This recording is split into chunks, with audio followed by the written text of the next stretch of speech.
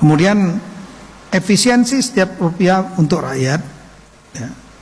Tapi tidak berarti saya nggak dilarang untuk kegiatan di hotel restoran. Silakan asal jangan berlebihan. Kemudian kalau dari dulu coba kamu cek undang-undang kejaksaan di Hotel Sheraton, undang-undang perlindungan data pribadi di Intercon, kok nggak kamu kritik? KDM menolak mengikuti arahan dari Mendagri untuk rapat-rapat di hotel. Dan kita doronglah rapat-rapatnya cukup di pinggir sawah, pinggir sungai, di gorong-gorong, di pemukiman kumuh, di pinggir laut, ya di tempat sampah. Saya mohon maaf menjadi gubernur yang kekeh pada sikap-sikap saya demi kebaikan masyarakat. Dan saya pun mengajak para bupati, wali kota di seluruh Jawa Barat yang belum kaya-kaya amat, ia ngeluh-ngeluh ke saya karena dana fiskal daerahnya rendah. Yuk kita efisien. Jangan dulu berpesta kita di atas derita. Karena apa? Saya ini pengalaman lah, tahu kalau rapat-rapat di hotel itu, ya kan? Apa sih yang terjadi oleh kita? Penyelenggara rapatnya itu seringkali. Assalamualaikum teman-teman, kembali lagi di channel Heru MK. Buat kalian yang baru mampir ke channel ini, mohon dukungannya dengan tekan tombol subscribe dan nyalakan lonceng notifikasinya. Kali ini kita ke topik teman-teman. Mendagri Tito mengizinkan kembali rapat di hotel mewah dan restoran-restoran mewah. Yang awalnya mau efisiensi kok nggak jadi, gimana ini? Mendagri Tito juga menyebutkan sudah seizin Presiden Pak Prabowo. Aduh, gimana nih Pak? Efisiensinya nggak jadi nih. Tapi Gubernur Jawa Barat Kang Deddy Mulyadi menentang. Kang Deddy tetap pada pendiriannya melarang jajaran yang ada di Pemprov Jawa Barat untuk rapat di hotel mewah atau restoran, teman-teman. Ya sekarang kita pakai logika teman-teman. DPR sudah ada gedung DPR dan tempat rapat, kursinya juga empuk, ada AC-nya. Kenapa harus memilih rapat keluar di hotel gitu loh? Buat apa tuh udah bangun-bangun gedung? Pakai logika lah. Beda jauh dengan apa yang dilakukan di Singapura sana. Di Singapura itu rapatnya sangat sederhana, bahkan masih ada pejabat yang bawa minum sendiri. Beda dengan di Konoha, pengennya rapat sambil healing. Ya teman-teman, gimana statement Kang Deddy Mulyadi? Kita langsung saja ke videonya.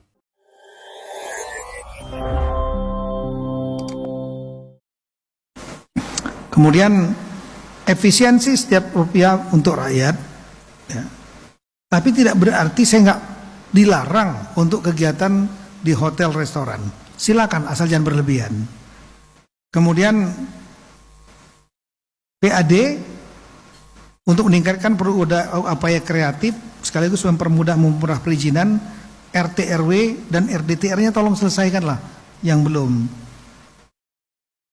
Tolong kompak semua stakeholder pusat daerah, terutama mungkin Pak Gubernur, mungkin 3 bulan sekali ngumpul-ngumpul dengan para kepala daerah, dengan Forkompinda, dengan tokoh-tokoh ormas. Saya sangat yakin banyak sekali sebetulnya lembaga-lembaga yang atau ormas, individu non pemerintah yang juga ingin membantu untuk kemajuan daerah ini gitu. Itu Pak, kritik karena rapatnya ini di nggak ada. Kalau efisiensi gitu Pak. ya kalau itu pendapatmu. Kalau dari dulu coba kamu cek undang-undang kejaksaan di Hotel Sheraton, undang-undang perlindungan data pribadi di Intercon, kok nggak kamu kritik? Berarti nggak bertentangan dengan alasannya Pak. Ya kalau di sini kan konsinyering, kamu tahu arti konsinyering? Konsinyering itu dikelompokkan, gitu ya. Jadi seperti ini kok bisa jadi wakil rakyat gitu ya. Hari ini banyak orang bertanya, Kang Deddy kenapa sih kekeh nggak mau rapat di hotel-hotel untuk para pejabatnya dan para pegawainya? Kita tahu ya, Provinsi Jawa Barat itu terhampar kabupaten kota. Kabupaten kotanya ada yang besar, ada yang kecil. Dan kemudian siapakah sih yang harus mendapat perhatian utama di Jawa Barat itu adalah daerah-daerah yang fiskalnya sangat rendah. Fiskalnya sangat rendah bagaimana? Pendapatan daerahnya kecil, habis untuk gaji pegawai. Bahkan Kabupaten Pangandaran kasihan banget sama ibu bupatinya. Kalau ketemu saya selalu nangis. Kenapa? Tunjangan pegawainya sudah 5 bulan tidak bisa dibayar karena kemampuan anggarannya sudah sangat terbatas dan harus dicari solusi. Ibu bupatinya sudah ke Jakarta kemana-mana untuk cari solusi, dan saya juga lagi memikirkan untuk menyelesaikan. Nah, problemnya apa? Tidak boleh terjadi kesenjangan antara daerah dengan pusat kota. Kenapa kesenjangannya? Saya contoh ya. Kalau di daerah dapetin pendapatan misalnya gali pasir, alamnya rusak, jalannya rusak.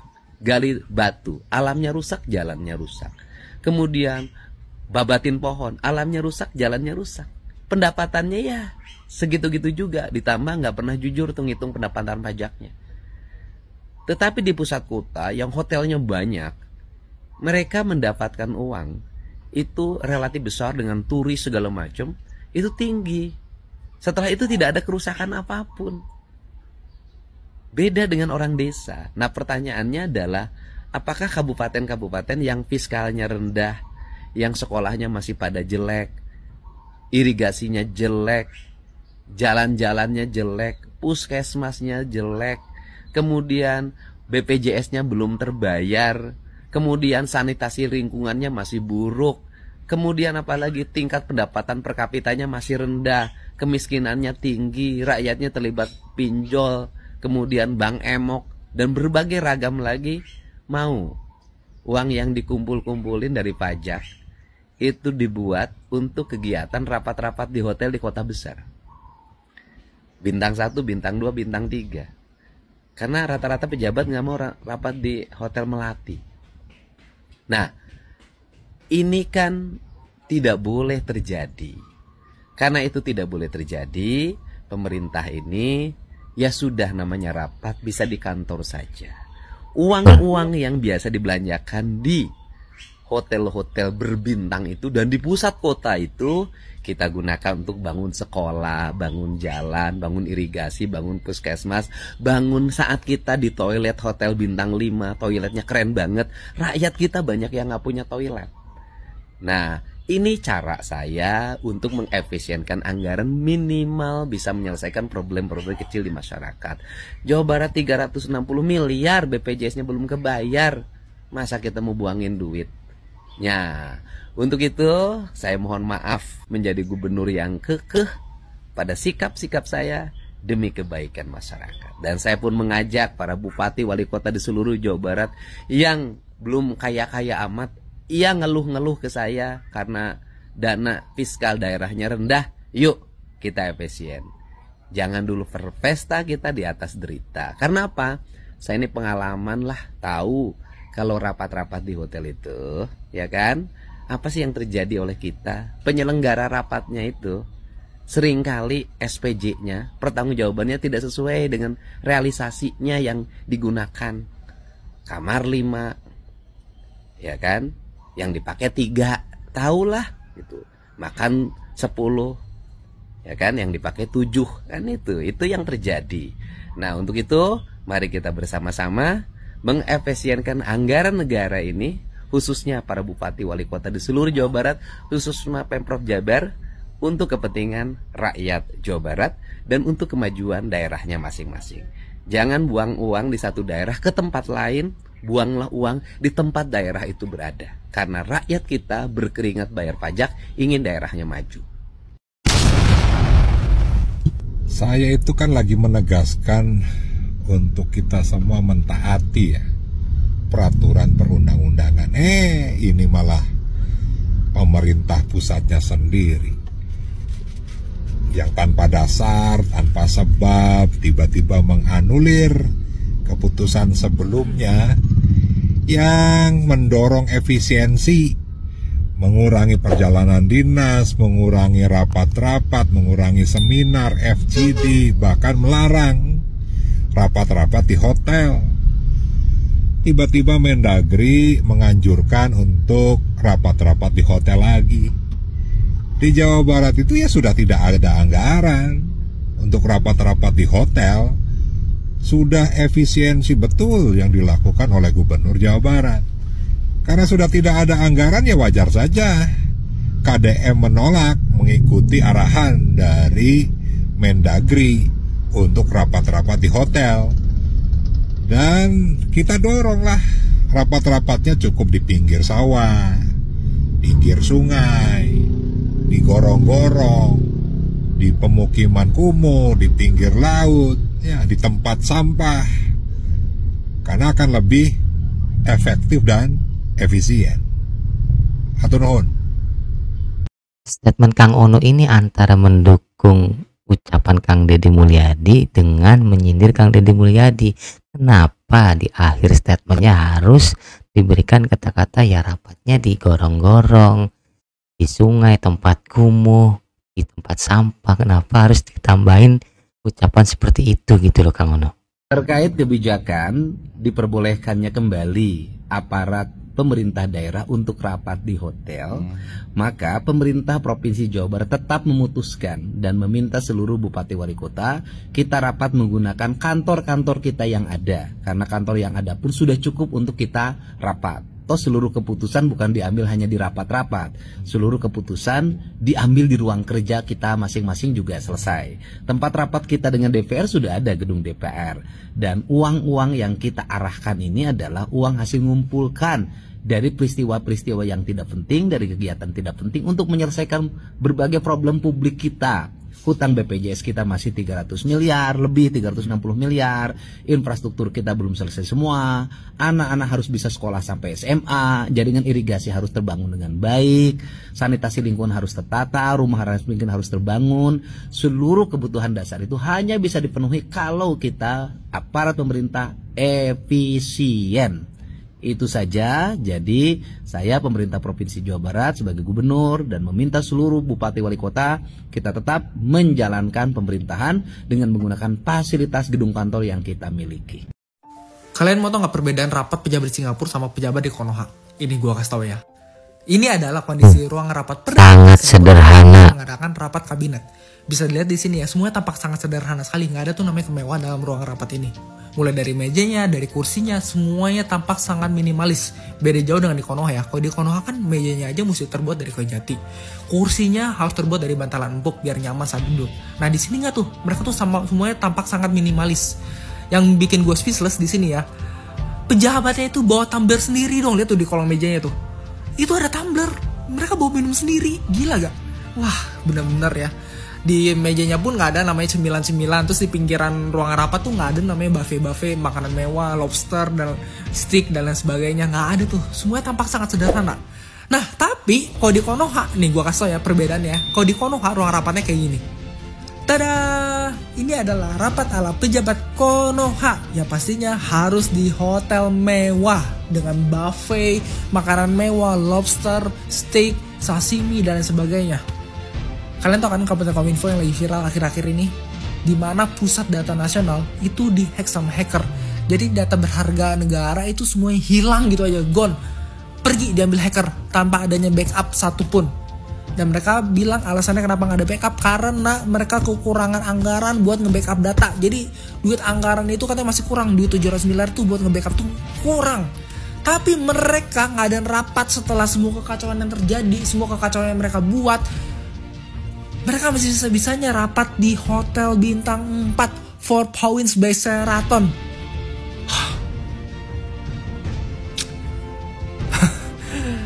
Inilah perbedaan rapat ala pejabat Singapura dengan pejabat di Konoha. Mendagri Tito izinkan seluruh Pemda gelar rapat atau kegiatan lain di hotel dan restoran. Loh, katanya efisiensi, nggak jadi. Atau kebijakannya sudah masuk angin oleh pengusaha-pengusaha itu.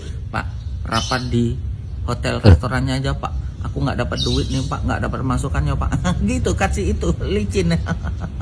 Dulu katanya Pemda, pemerintah nggak boleh gelar rapat di restoran, di hotel karena efisiensi anggaran. Loh sekarang kok diperbolehkan? Dengan alasan itu apa namanya untuk memberi pemasukan kepada hotel dan restoran ya. Apa kegiatan rapat pejabat itu satu-satunya penghasilan dari hotel dan restoran Pak? Enggak kan? Yang harus diperbaiki itu kepariwisataannya agar banyak wisatawan yang datang ke tempat itu, menginap di tempat itu, makan di tempat itu, begitu.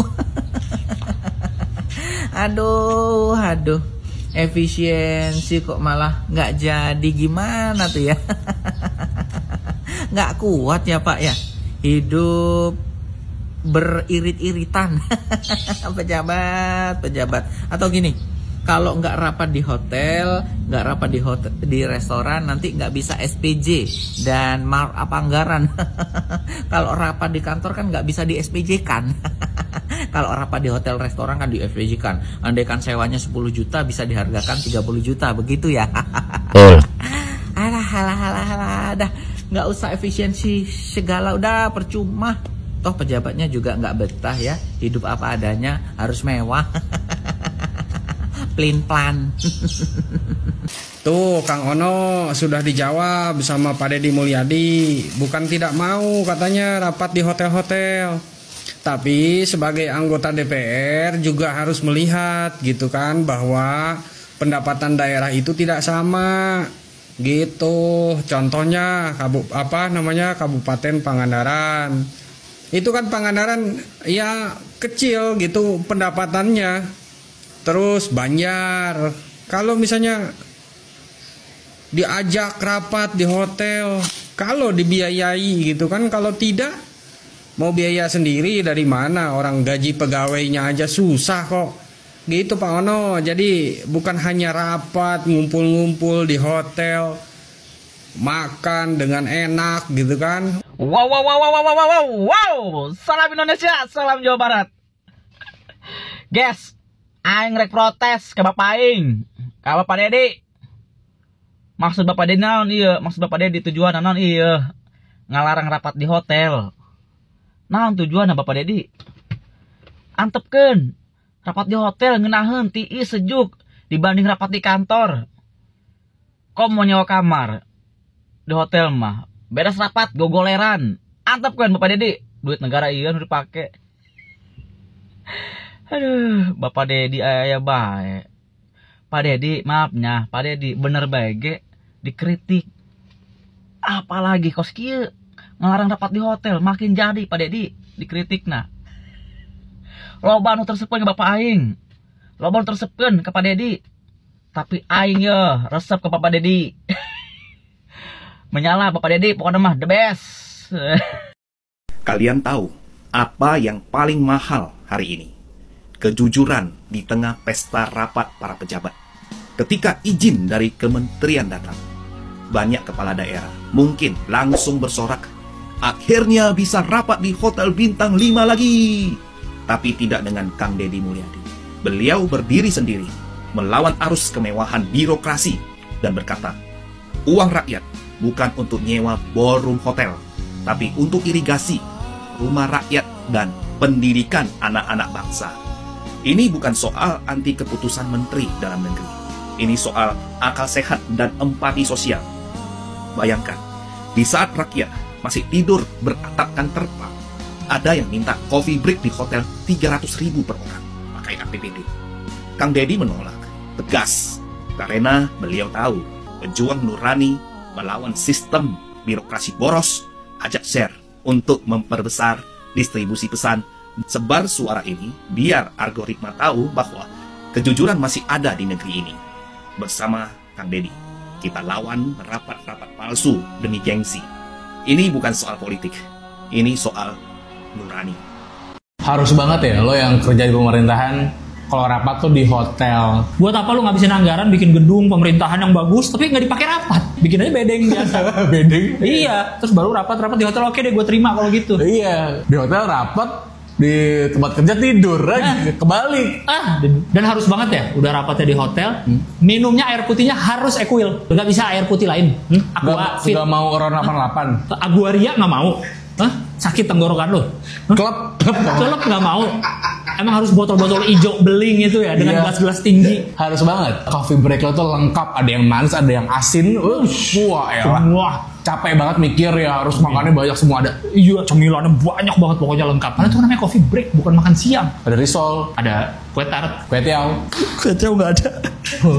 Itu terlalu masak ya. Terlalu berat, itu terlalu berat. Harus banget ya. Udah rapatnya di hotel, terus pakai nginep lagi. Kantor lu di Jakarta, rapatnya di Bintaro, kan bisa pulang gitu. Iya. Paling 1 jam udah pulang lagi ke rumah. Begitu pakai ngomong lagi ke temennya pas lagi nginep, hubung sendiri nih. Iya. Udah gitu pakai ngomong, jam segini udah mau tidur. Besok aja baru keluar. Malu sama pintu. Efisiensi anggaran hanyalah ilusi. Buktinya Mendagri aja mendorong Pemda untuk rapat di luar, di restoran atau di hotel. Meskipun ya harusnya setiap Pemda itu punya ruang rapat atau bahkan gedung serbaguna yang bisa dipakai, tapi enggak. Kata Mendagri yang udah izin ke Presiden, bilang lanjutkan itu rapat di hotel dan restoran. Alasan pertama karena efisiensi dari pemerintah pusat gak mangkas terlalu banyak anggaran untuk daerah. Yang kedua karena untuk mendukung sektor industri perhotelan dan restoran karena melibatkan banyak pekerja. Alasan pertama mungkin masih bisa diterima. Nah yang kedua nih, hotel dan restoran itu sepi karena masyarakat lebih milih simpen uang. Ya karena lagi banyak PHK di mana-mana. Akibat apa? Efisiensi anggaran pemerintah.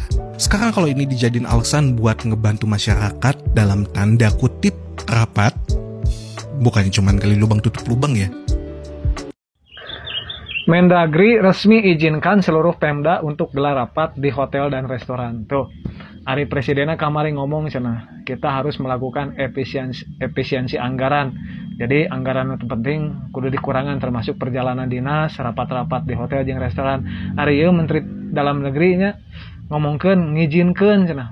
Malahan dina keteranganna disebutkeun geus meunang izin ti Prabowo. Nah, jadi mancamin celek kieu nya pemimpin urang ya. Anggaran yang dina pikiran nama pemikiran rakyat leutik, anggaran yang dipikirkeun ku manehna mah pejabat. Ya. Padahal pejabat mah geus geunah cek urang mah. Gaji gede, fasilitas boga, tunjangan itu ini boga. Enak ge make jeung rapat diizinan deui di hotel jeung restoran majarkeun teh karunya cenah ka pengusaha hotel jeung restoran.